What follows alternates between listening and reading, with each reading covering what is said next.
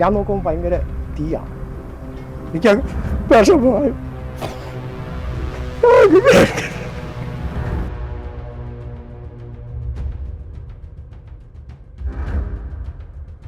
ആ പടുപടാന്ന് പൊട്ടുന്നുണ്ടായിരുന്നു. തീ എന്ന് പറഞ്ഞാൽ നമുക്ക് ഇവിടെ നോക്കിയാൽ ഒന്നും കാണാൻ പറ്റത്തില്ല. ഞാൻ പറയുന്നുണ്ട് ആൾക്കാരോട്, അകത്ത് ആൾക്കാരുണ്ടെന്ന് പറഞ്ഞാൽ നമ്മൾ പറയുന്നുണ്ട്. ഈ പുക പൊങ്ങുന്നത് കണ്ടുകൊണ്ടാണ് ഞാൻ ഓടി വരുന്നത്. അപ്പം അകത്ത് ഞാൻ ബോഡി ഒരെണ്ണം കിടന്നു. അത് പെട്ടെന്ന് എനിക്ക് മനസ്സിലായില്ല ബോഡിയാണെന്നുള്ളത്. അടുക്കള ഭാഗത്തേക്ക് തീ കയറിയിട്ടില്ലെന്ന് ഫയർഫോഴ്സുകാർ പറഞ്ഞ് അടുക്കള ഭാഗത്ത് തീ കയറിയിട്ടില്ല. പൊട്ടിത്തെറിക്കുന്ന സൗണ്ട് കേട്ടു, ഷീറ്റ് പൊട്ടിത്തെറിക്കുന്നു. അത് പൊട്ടിത്തെറിച്ച് കുറേ അപ്പുറത്തോട്ടൊക്കെ പോകുന്ന ഞാൻ കണ്ടതാണ്.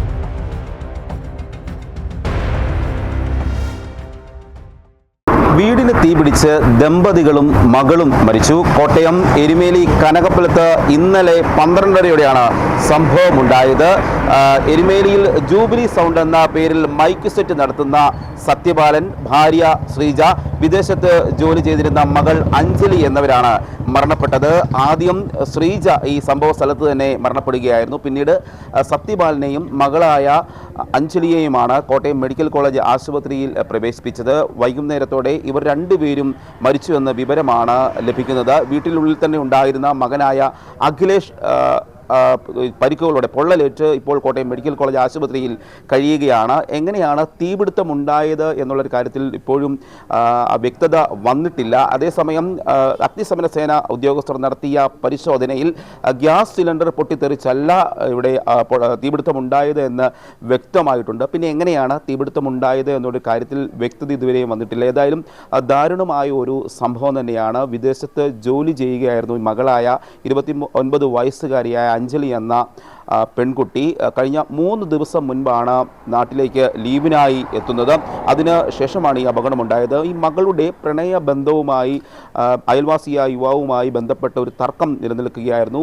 ഈ അയൽവാസിയായ യുവാവ് സുഹൃത്തുക്കളെയും ബന്ധുക്കളെയും ഒക്കെ വിളിച്ചുകൂട്ടി സത്യപാലൻ്റെ വീട്ടിലെത്തുകയും മകളെ വിവാഹം ചെയ്ത് നൽകണമെന്ന് ആവശ്യപ്പെടുകയൊക്കെ ചെയ്തിരുന്നു. അതേ തുടർന്ന് വലിയ തർക്കവുമൊക്കെ ഉണ്ടായിരുന്നു. അതിൽ മനം നൊന്ത് ഈ കുടുംബാംഗങ്ങൾ ജീവനൊടുക്കിയതാണോ എന്നതാണ് ഇപ്പോൾ പോലീസ് സംശയിക്കുന്നത്. ഏതായാലും ഈ കാര്യത്തിൽ ഒരു വ്യക്തത വന്നിട്ടില്ല. ഇപ്പോൾ പോലീസ് വീട്ടിനുള്ളിൽ പരിശോധന നടത്തുകയാണ്.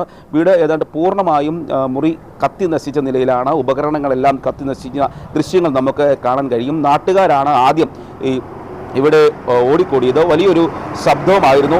തീ ആളി പടരുകയായിരുന്നു എന്ന് പറയുന്നു.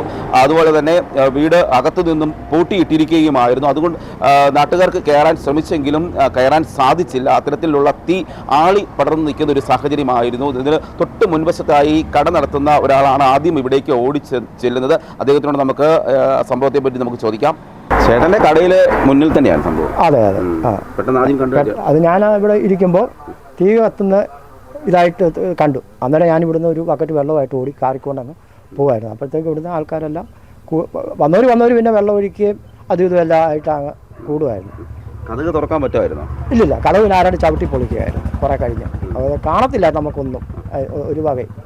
അത് പിന്നെ ചവിട്ടി പൊളിച്ചാരോ കയറി. അന്നേരം ഇച്ചിരി കഴിഞ്ഞപ്പോൾ ആ പെണ്ണ് വെളിയിലേക്ക് വന്നത്.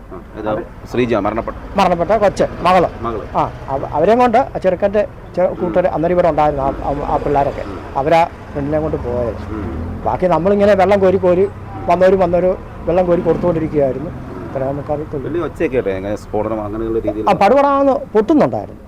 അതെന്താ പൊട്ടുന്ന ഷീറ്റാണോ ഇനി അകത്ത് ഒത്തിരി ബൾബുകളും കാര്യങ്ങളും ഒക്കെ ഉള്ള ഇതാ. അതുകൊണ്ട് അതൊക്കെ ആയിരിക്കും പൊട്ടിയേ എന്നുള്ളത്. ഗ്യാസ് സിലിണ്ടർ പൊട്ടിത്തെറിച്ചെന്ന് ആദ്യമേ കരുതിയത്. ഗ്യാസിൻ്റെ അറിയത്തില്ല. കരുതി അത് കാരണം അവിടെ സോഫായും ഒരു കട്ടിലും ഉണ്ട് സ്ഥിരം ഉള്ളതാണ്. അപ്പം അത് കത്തിയപ്പോൾ കാണാതെ അത്ര ഇത് വന്നതെന്ന്. നാട്ടുകാർക്ക് അങ്ങോട്ട് കയറാൻ പറ്റാത്ത രീതിയിലുള്ള തീ ആയിരുന്നു. കാണാത്ത ഇതായിരുന്നു. തീ എന്ന് പറഞ്ഞാൽ നമുക്ക് ഇവിടെ നോക്കിയാൽ ഒന്നും കാണാൻ പറ്റത്തില്ല. പിന്നെ ആരോ ചവിട്ടി പൊളിച്ച് കയറി ചവിട്ടി പൊളിച്ചിട്ട് കഴിഞ്ഞപ്പോൾ ആ പെണ്ണ് വെളിയിലേക്ക് വന്നത്. സത്യപാലനെ നമ്മൾ കാണുന്നില്ലോ. ഇവരെ രണ്ടുപേരും നമ്മൾ കാണുന്നില്ല അന്നേരം. അത് കഴിഞ്ഞ് കുറേ കഴിയുമ്പോഴായി ഇവിടെ ഈ വാതൊക്കെ കിടക്കുന്നതായിട്ട് കണ്ടു. ശ്രീജ കിടക്കുന്നതായിട്ട്. സത്യപാലനെ പറ്റി നമുക്കൊരു വിവരം ഞാൻ പറയുന്നുണ്ട് ആൾക്കാരോട്, അകത്ത് ആൾക്കാരുണ്ടെന്ന് പറഞ്ഞാൽ നമ്മൾ പറയുന്നുണ്ട്. രാവിലെ മുതൽ അവർ 3 പേര് അതിനകത്തുണ്ട്. പക്ഷേ ചെറുക്കം വന്നായിട്ട് ഞാൻ കണ്ടുമില്ല. പിന്നെ ചെറുക്കൻ അതിൽ നിന്ന് വെളിയിൽ നിന്ന് പുറത്ത് വന്നത് എങ്ങനെയാണ്? അവൻ വെളിയിലായിരുന്നു എന്നാ പിന്നെ പറയുന്നത്. ഞാൻ അവനെ കണ്ടില്ല. രാവിലെ മുതൽ ഇവർ 3 പേരും ഉള്ളതായിട്ട് എനിക്കറിയാം. അത് കാരണം ഞാൻ പിന്നെ ആൾക്കാരോട് പറയും ഇതിനകത്ത് ആളുണ്ട് എന്ന് പറയുന്നു.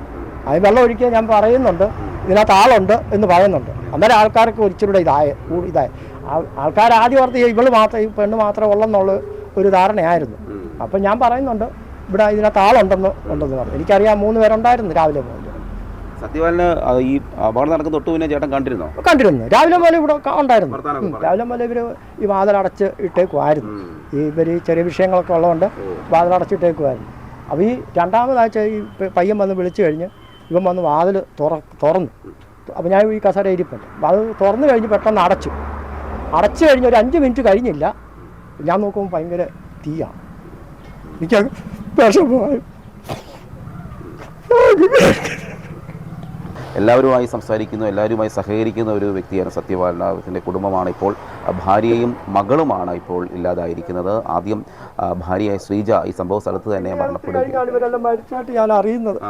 ആദ്യമേ ശ്രീജ മരിച്ചെന്ന് നമുക്ക് ഇവിടെ മനസ്സിലായി? ഇല്ലില്ല, അവളെ ഇങ്ങോട്ട് വന്ന് അവർ കൊണ്ടുപോയി പിന്നെ ഇവിടെ അടുത്ത് പയ്യൻ്റെ വണ്ടിയല്ല അവർ കൊണ്ടുപോയത്. അപ്പം നമ്മൾ ഓടി നടന്ന് വെള്ളം കൊണ്ടുവരികയോ ഓരോരുത്തരുടെ വെള്ളം ഏൽപ്പിക്കുക, ഈ ഇവിടുന്നും ആ ജാറിൽ നിന്നൊക്കെ ആയിട്ട് വെള്ളം പലരും വന്ന് കോരിത്തരികയും കൊണ്ടു കൊടുക്കുകയെല്ലാം ചെയ്ത് നമ്മൾ അതിൻ്റെ പുറകെ അങ്ങ് പോയി. അത് കഴിഞ്ഞ് പിന്നെ ഒരുമാതിരി കെടുത്തി കഴിഞ്ഞാൽ ഫയർഫോഴ്സുകാർ വന്നു. അവർ പിന്നെ അത് ബാക്കിയുടെ കെടുത്തി കഴിഞ്ഞപ്പോൾ പോലീസുകാരും പിന്നെ വന്ന് പിന്നെ അവരെ 2 പേരെയും കൊണ്ടുപോയത്. ആദ്യം കൊണ്ട് ആ പെണ്ണിനെ കൊച്ചിനെയാണ് ഓടി വന്നത്. ഞാൻ 12:40 ആയപ്പോൾ ഞാൻ ഇവിടെ സ്ഥലത്തെത്തി. ഞാൻ റോഡിലോട്ട് കയറിയപ്പോൾ പള്ളി പറഞ്ഞ റോഡിലോട്ട് കയറിയപ്പോഴത്തേക്കും ഈ പുക പൊങ്ങുന്നത് കണ്ടുകൊണ്ടാണ് ഞാൻ ഓടി വരുന്നത്. എൻ്റെ കൊച്ചും കൂടെ ഞാൻ അവനെ അവിടെ നിർത്തിയിട്ട് ഞാൻ ഓടി വന്നു. ഇവിടെ വന്ന് നോക്കുമ്പോൾ ഇങ്ങനെ തീ ആളി കത്തിക്കൊണ്ടിരിക്കുകയാണ്. ഇവിടെ നിന്ന് ഈ ബാർബർ നടത്തുന്ന ശിവൻ എന്ന് പറഞ്ഞ ആൾ വെള്ളം കൊണ്ടിരിക്കുന്നു. നേരെ കുറേ പേര് വെള്ളം കൊണ്ടു കൊടുക്കുന്നു. അപ്പം അകത്ത് ഇങ്ങനെ ബോഡി ഒരെണ്ണം കിടക്കും. അത് പെട്ടെന്ന് എനിക്ക് മനസ്സിലായില്ല ബോഡിയാണെന്നുള്ളത്. അതിന് ശേഷം ഞാൻ ഉടനെ എന്നെ പോലീസിന് ഫോൺ ചെയ്തപ്പോൾ അവർ ലൊക്കേഷൻ ചോദിച്ചാൽ നമ്മൾ ലൊക്കേഷൻ ഇന്നതാണ്. പിന്നെ കടയുടെ ഉടമയുടെ പേര് പറഞ്ഞു കൊടുത്തു. സത്യവാലൻ എന്നാണ്, മൈക്ക് സെറ്റ് നടത്തുന്ന ആളാണ് എന്ന് പറഞ്ഞു കൊടുത്തു. അപ്പം പോലീസ് എന്നോട് ചോദിച്ചു നവരശ്മി ക്ലബിൻ്റെ, ഞാൻ പറഞ്ഞു ക്ലബിൻ്റെ അടുത്താണെന്ന് പറഞ്ഞു. അത് പിന്നെ രക്ഷാപ്രവർത്തനത്തിന് ഞാനും കൂടി വെള്ളം കൊണ്ട് കൊടുക്കാനും അതിനെല്ലാം ഞാനും കൂടി. എല്ലാം കഴിഞ്ഞ് ഈ ആൾക്കാരെല്ലാം കൂടെ ഒന്ന് കുറേ കഴിഞ്ഞപ്പോഴത്തേക്കും പോലീസ് വരുന്നതിന് മുമ്പായിട്ടാണ് ഈ പെൺകുട്ടിയെ വെളിയിലിറക്കി ഒരു തൊട്ടടുത്തുള്ള ഒരു ഷാഹി എന്ന് പറഞ്ഞൊരു പയ്യനുണ്ട്, അവൻ്റെ വണ്ടിയെ കയറ്റി ആശുപത്രിക്ക് വിട്ടു. കുറച്ച് കഴിഞ്ഞപ്പോഴത്തേക്കും ഈ സത്യവാലൻ്റെ മകൻ ഇറങ്ങി വരുന്നു. ദേഹമാസകാലം നനഞ്ഞിട്ടുണ്ട്. അപ്പോൾ പറഞ്ഞു എനിക്ക് എൻ്റെ അച്ഛനെ മാത്രമേ രക്ഷിക്കാൻ പറ്റുള്ളൂ, എൻ്റെ അമ്മ മരിച്ചുപോയി എന്ന് പറഞ്ഞു. അച്ഛനെ ഞാൻ ബാത്റൂമിലായിരുന്നു. ബാത്റൂമിൽ ഞാൻ ഇറങ്ങുമ്പോൾ ഈ കാഴ്ചയാണ് കണ്ടത്. വീട്ടിൽ എന്തൊക്കെ പ്രശ്നങ്ങൾ നടക്കുന്നുണ്ടെന്നുള്ളത് ഞാൻ അറിഞ്ഞു. പക്ഷേ ഇങ്ങനൊരവസ്ഥ കണ്ടുകൊണ്ടാണ് ഞാൻ ബാത്റൂമിൽ നിന്ന് ഇറങ്ങിയപ്പോൾ അച്ഛനെ വലിച്ച് ഞാൻ ഫ്രിഡ്ജിൻ്റെ അടുത്തുകൊണ്ട് വെച്ചിട്ടാണ് ഞാൻ ഇറങ്ങി വന്നതെന്ന് പറഞ്ഞു. എൻ്റെ ചെറുപ്പവും അവൻ്റെ ചെറുപ്പവും ഞങ്ങൾ ഒന്നിച്ച് അടിച്ചു കളിച്ച് വളർന്നവരാണ്. അവനെക്കുറിച്ച് എനിക്ക് നല്ലതുപോലെ അറിയാം. നല്ലൊരു സഹായമാണ്. മൈക്ക് സെറ്റ് നടത്തുന്നതാണെങ്കിൽ പോലും എന്താവശ്യം പറഞ്ഞാൽ ഓടി വരിക, എന്തൊരു ചെറിയ പരിപാടിക്കാണ്ട് ഓടി വരുന്ന മനുഷ്യനാണ്. ഇങ്ങനെയുള്ള മദ്യപിക്കും, പക്ഷെ അത് വെച്ച് ഇങ്ങനെ വീട്ടിൽ ബഹളമൊന്നും ഉണ്ടാക്കി ഇന്ന് വരെയും കണ്ടിട്ടില്ല. പിന്നെ ഇന്ന് രാവിലെ അയലൊക്കത്തുള്ളവർ പറഞ്ഞു ഈ സംഭവം കഴിഞ്ഞെല്ലാം വണ്ടിയെല്ലാം കയറ്റി വിട്ട് കഴിഞ്ഞ് ഞാൻ ഒടുവിൽ ഡെഡ് ബോഡി വരെയും ആംബുലൻസ് കയറ്റി വിട്ടതിന് ശേഷം 1:20 അടുത്ത് കഴിഞ്ഞാണ് ഞാൻ ഇവിടെ പോകുന്നത്. നമസ്കാരം കഴിഞ്ഞ് തിരിച്ചു വന്നപ്പോൾ തൊട്ടടുത്ത് താമസിക്കുന്നവരാണ് പറഞ്ഞത് ഇന്ന് രാവിലെ മുതൽ അവരിവിടെ വന്ന് ബഹളം ഉണ്ടാക്കിയായിരുന്നു. പെണ്ണിനെ ഇറക്കി വിട എന്ന് പറഞ്ഞ് ബഹളം ഉണ്ടാക്കി. അപ്പം പെണ്ണ് ഇറങ്ങി പോവുകയല്ലെന്ന് തള്ളാൻ സമയം പറഞ്ഞു എന്നൊക്കെയാണ് പറയുന്നത്. അത് കഴിഞ്ഞാണ് കഥ അടച്ചതെന്നാണ് അവർ പറഞ്ഞത്. ഗ്യാസ് സിലിണ്ടർ പൊട്ടിത്തെറിച്ചതല്ലേ? ഇല്ല, അപ്പൊ അങ്ങനെ അടുക്കള ഭാഗത്തേക്കൊന്നും തീ കയറിയിട്ടില്ല. അടുക്കള ഭാഗത്തേക്ക് തീ കയറിയിട്ടില്ലെന്ന് ഫയർഫോഴ്സുകാർ പറഞ്ഞ് അടുക്കള ഭാഗത്തേക്ക് തീ കയറിയിട്ടില്ലെന്ന്. പൊട്ടിത്തെറിക്കുന്ന സൗണ്ട് കേട്ടത് ഷീറ്റ് പൊട്ടിത്തെറിക്കുന്നു. അത് പൊട്ടിത്തെറിച്ച് കുറെ അപ്പുറത്തോട്ടൊക്കെ പോകുന്ന ഞാൻ കണ്ടതാ. മുറിയും ഫ്രിഡ്ജും അങ്ങനെ ആ ഫ്രിഡ്ജും TV എല്ലാം കത്തിക്കൊണ്ട് കുറെ ഇലക്ട്രിക് ഉപകരണങ്ങൾ വേറെയുണ്ട്. ഈ മൈക്ക് സെറ്റിന്റെ അതനുബന്ധിച്ചുള്ള സാധനങ്ങളുണ്ട്. ഈ VCR പോലുള്ളതൊക്കെ ഉണ്ട്. അതൊക്കെ ആ ഒരു റൂമിനകത്ത് മരിച്ച ആള് കയറുന്ന വാതിക്കെ തന്നെയാണ് കമലിനാണ് കിടക്കുന്നത്. കമലിന് കിടന്ന തലമുടിയൊക്കെ കത്തിക്കരിഞ്ഞു പോയി. വസ്ത്രങ്ങൾ കംപ്ലീറ്റ് കരിഞ്ഞു. മുഖം കണ്ടില്ല, മുഖം കാണത്തില്ല. കമന്ന് കിടക്കുന്നതുകൊണ്ട് ആ രീതി തന്നെയാണ് എടുത്ത് സ്ട്രെച്ചറെ കിടത്തി ഹോസ്പിറ്റലിലോട്ട് കൊണ്ടുപോയത്. അപ്പം മുഖം കാണാൻ പറ്റിയിട്ടില്ല. സത്യവാലന്റെ മുഖം നല്ലതുപോലെ കണ്ടു. മുഖമൊക്കെ നല്ലപോലെ കത്തിയിട്ടുണ്ട്. കാല് മുറിഞ്ഞ് ചോര പോകുന്നുണ്ട്, കാലെ കുറെ ചോര എഴുതുന്നുണ്ട്. പെണ്ണിന്റെയും ശരീരത്തിൽ നല്ല പൊള്ളലായിരുന്നു. തുണിക്കകത്ത് പൊതിഞ്ഞെടുത്താണ് വണ്ടിയെ കയറ്റിയത്.